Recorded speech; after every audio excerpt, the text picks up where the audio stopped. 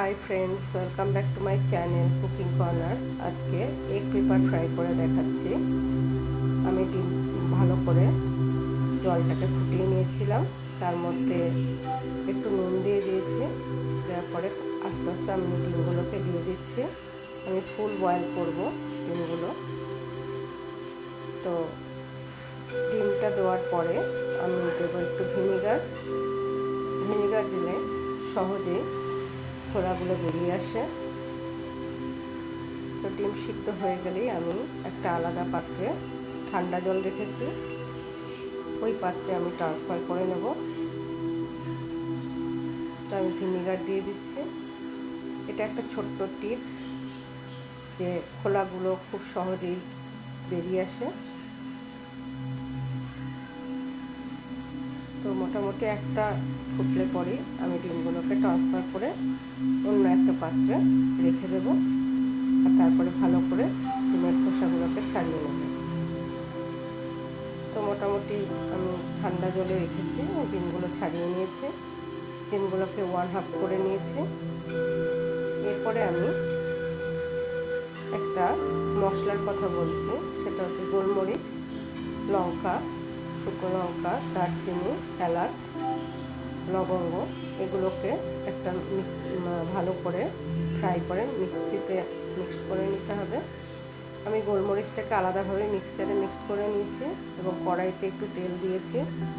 তেল দেওয়ার পরে আমি গোলমরিচের গুঁড়োটাকে দিয়ে দেবো। দেওয়ার পরে আস্তে আস্তে আমি ডিমগুলোকে ফ্রাই করে নেব। গোলমরিচের গুঁড়োটা দিয়ে দিয়েছি তেলের মধ্যে। এরপরে আমি ডিমগুলো ফ্রাই করে নেব এবং ডিমগুলোকে লাল লাল করে ভেজে নিতে হবে।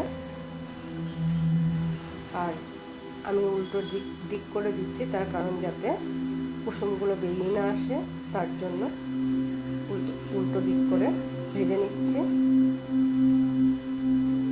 যখন একটা দিক ভাজা হয়ে যাবে আমি ডিমটাকে উল্টিয়ে দেব। উল্টে দিলে দেখতেই পাবেন যে ডিমগুলো কি সুন্দর লাল লাল করে ভাজা হয়ে গেছে। খুব সুন্দর ভাজা হয়েছে। এরপরে বাকি যে ডিমগুলো আছে সেগুলোকেও আমি সেম একইভাবে ভেজে নেব। আমি এরপরে একটা পাত্রে তুলে রাখবো ডিমগুলোকে।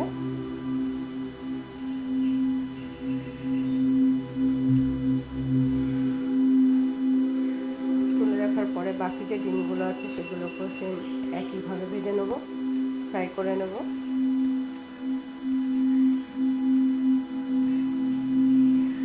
পেপার এগ ফ্রাই খেতে খুবই ভালো লাগে।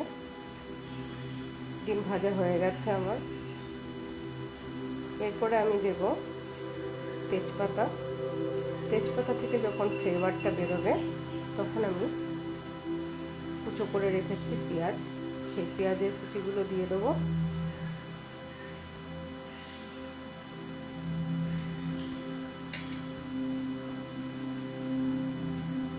পেঁয়াজের কুচি দেওয়ার পরে আমি এটাকে খুব ভালো করে ভেজে নেব। পেঁয়াজ কুচিটাকে লাল লাল করে ভেজে নেব।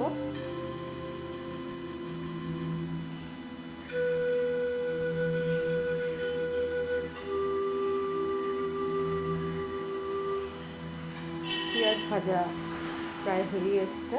আমি এরপরে দিয়ে দেব টমেটো আর কাঁচা লঙ্কার পেস্টটা দিয়ে দিচ্ছি আগে। দেওয়ার পরে ভালো করে আমি মিশিয়ে নেব। এরপরে দেব হলুদের গুঁড়ো দিয়ে দেবো একটু, কালারটা আসার জন্য।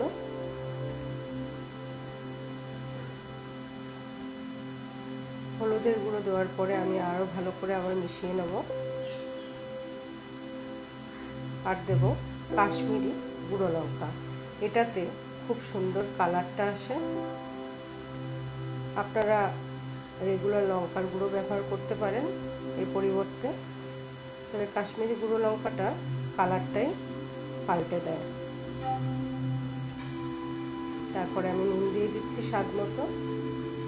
নুন দেওয়ার পরে ভালো করে মিশিয়ে নিচ্ছি। তারপর একটু জল দিয়ে দিলাম, জল দিয়ে আবার ভালো করে কষিয়ে নিচ্ছি।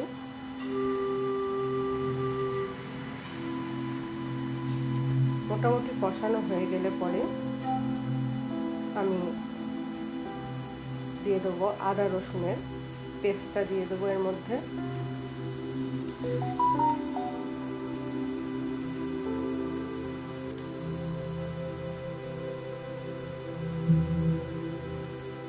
দেখুন মোটামুটি কষানো হয়ে গেছে।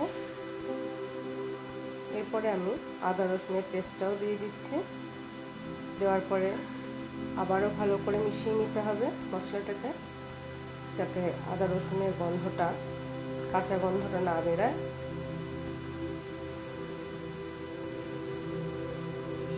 ভালো করে কষানো হয়ে গেলে পর তারপরে আমরা একটু জল দিয়ে দেবো।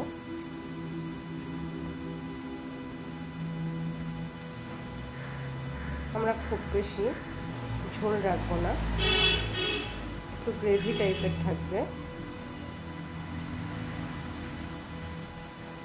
তো দেখুন কষানো হয়ে গেছে, আমি জল অ্যাড করছি। জলটা অ্যাড করার পরে আমি একটু ঢাকনা দিয়ে ঢেকে রেখে দেবো 5 মিনিটের জন্য। 5 মিনিট পরে আমি আবার ফিরে আসছি।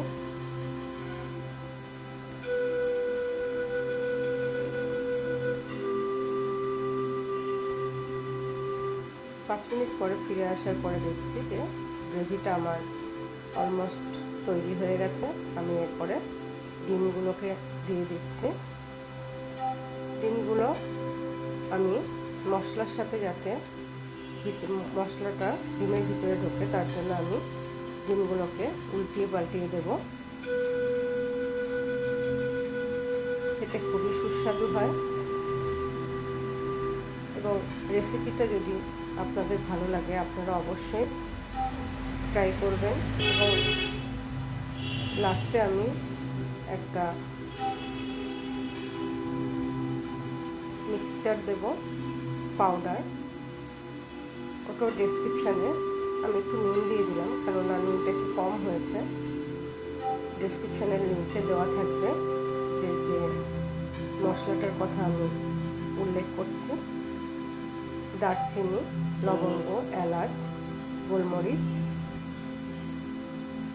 জিরে, গোটা জিরে, ধনে, এটা ভালো করে তেলে নিয়ে তারপরে মিক্সিতে ভালো করে মিক্স করে রেখে দিয়েছি। ওই যে মশলাটা আমি নামানোর আগে দেব,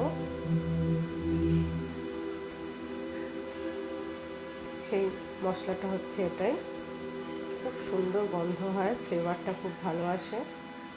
আলাদাভাবে গরম মশলা যে আমরা দোকানে কিনতে পাওয়া যায় সেটাও আপনারা অপশনাল ব্যবহার করতে পারেন, বাট এই মশলাটা খুবই ভালো।